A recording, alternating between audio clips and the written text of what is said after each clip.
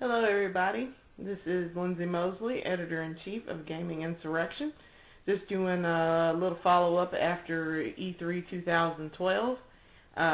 We're in the third quarter 2012 for GI, and we're wrapping up our E3 coverage and what's actually going into this issue of GI, and so I thought I would do a little short vlog about my thoughts on E3 and what you can expect from us for E3. So, E3 has come and gone, and let me tell you, E3 this year was, I don't know, I didn't really care for E3 this year. I was excited at first, and I was really, really, really excited because I was just like, this is E3, this is the biggest event of the year for gamers if you care about that kind of thing. I mean, it's the biggest event of the year. You can't get any bigger than E3. And it was, I was all excited because we're doing coverage, and, that's a big deal for us. But, I don't know, this year it was underwhelming, and nobody really had anything to say at the press conference that was worth anything, and it could have been better.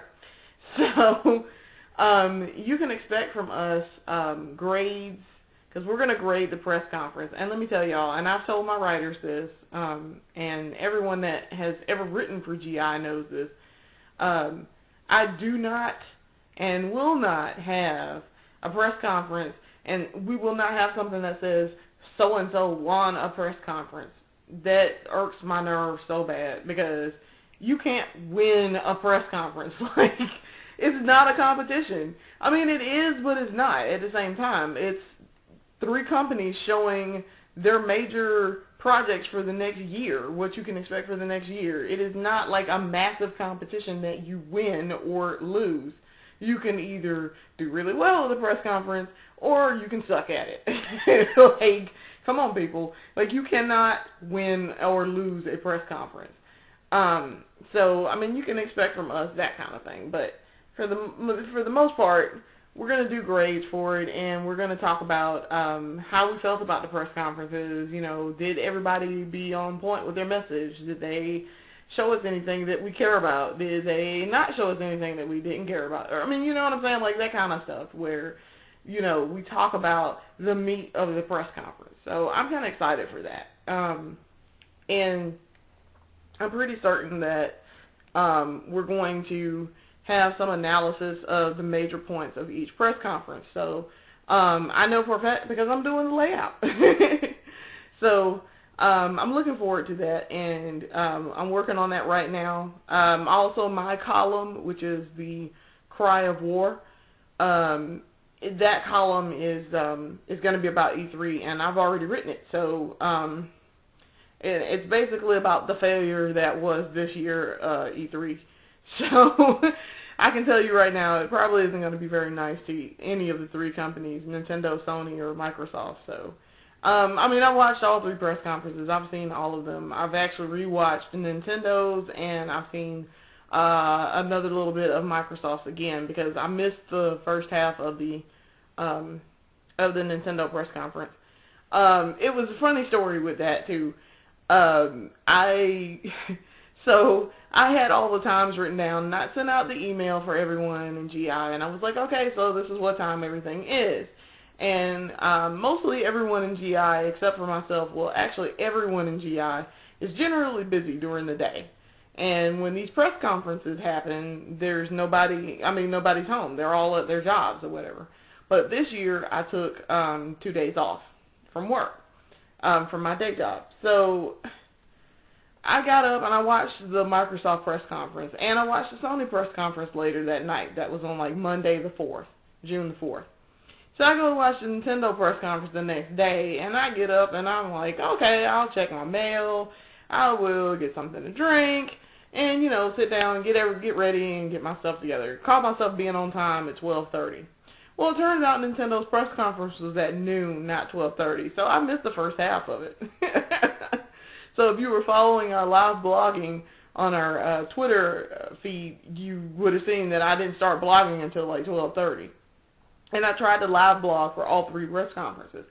It was crazy. Like, I was just like, seriously, Nintendo, why would you be different from everybody else? But, I mean, it's not Nintendo's fault. It's my fault, because I got up, like, half an hour late than I was supposed to, and I was supposed to get up at, like, 11:30, and I got up at 12. So I was already late for the press conference, watching the press conference, but it didn't really matter, because I went back and watched the replays shortly after they ended, and caught the first half of it anyway, so, and I knew immediately where I came in at, so I wasn't too far off.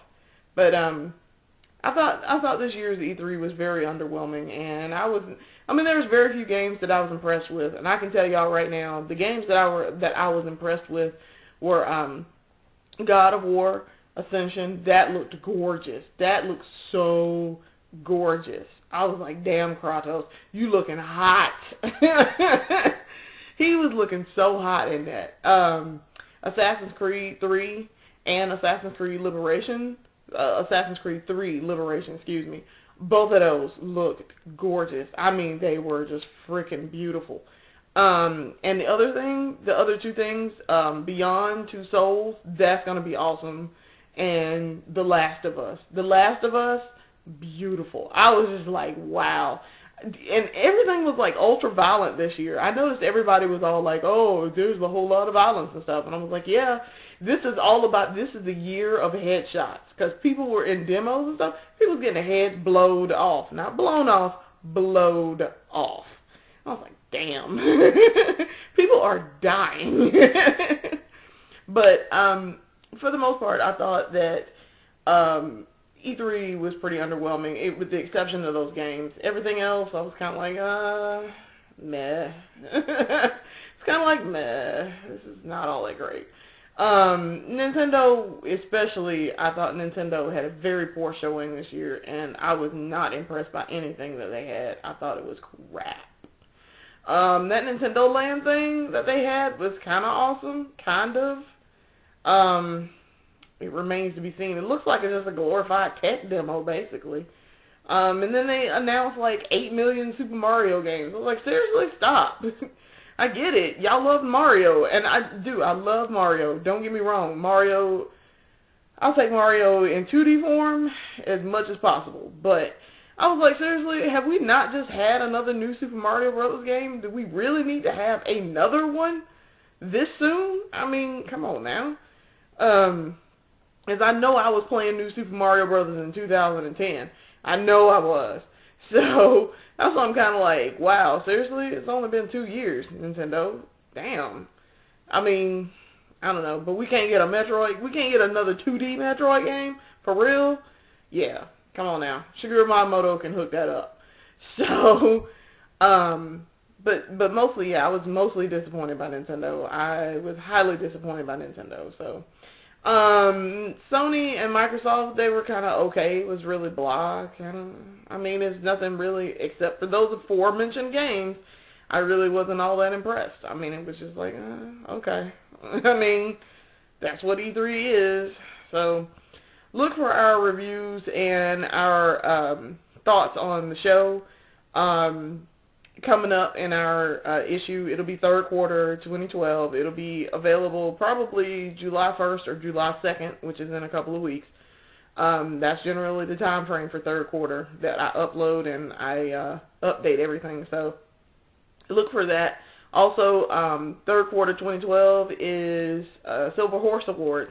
And like I said before, I'm not going to tell y'all guys who was picked this year, but suffice to say it's games this year, it's not people. So look for that in this issue coming up.